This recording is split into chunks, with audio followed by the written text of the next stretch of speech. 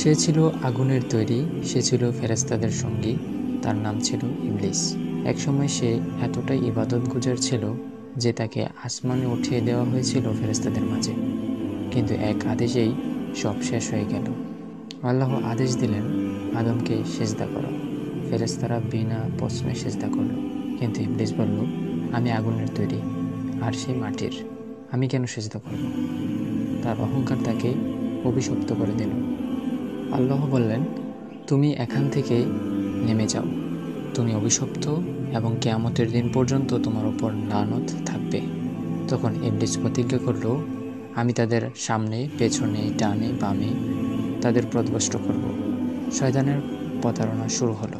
সে আমাদের কানে কানে কাঁদে না, বরং ফিসফিস করে। সে আমাদের পাপকে সুন্দর করে তোলে। হ্যাঁ, একদিন সে নিজেও পালাতে পারবে না।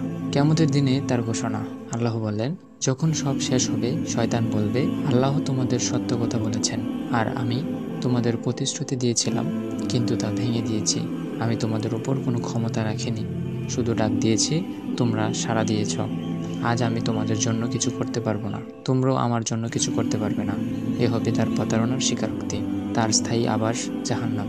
আল্লাহ বলেন, আমি জাহান্নামকে তৈরি করেছি জিন ও মানুষের অধিকাংশের জন্য, আর ইবলিস হবে সেই জাহান্নামের সবচেয়ে নিচু স্তরের বা স্থায়ী বাসিন্দা, যেখানে আগুন নিভবে না, চামড়া পড়বে বারবার, এবং সে চিরকাল থাকবে লাঞ্ছিত ও শাস্তির মধ্যে। যাদের সে পথভ্রষ্ট করেছে তারা তাকে অভিশাপ দেবে।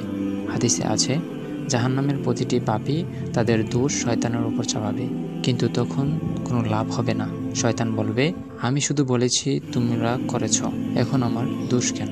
শয়তান জানে তার পরিণতি, সে জানে সে জাহান্নামী, তাই সে চায় মানুষকেও তার সঙ্গে ধ্বংস করতে। প্রতিবার যখন আমরা পাপ করি সে হাসে, প্রতিবার আমরা তওবা করি তখন সে কাঁদে। আপনি কার দিকে যাবেন? সে অভিশপ্ত ইবলিসের দিকে, নাকি দয়ালু আল্লাহর দিকে? এই ভিডিওটি যদি আপনার অন্তরকে নাড়িয়ে দেয় তাহলে শেয়ার করুন। হয়তো এই ভিডিও কাউকে শয়তানের পথ থেকে ফিরিয়ে আনতে পারে।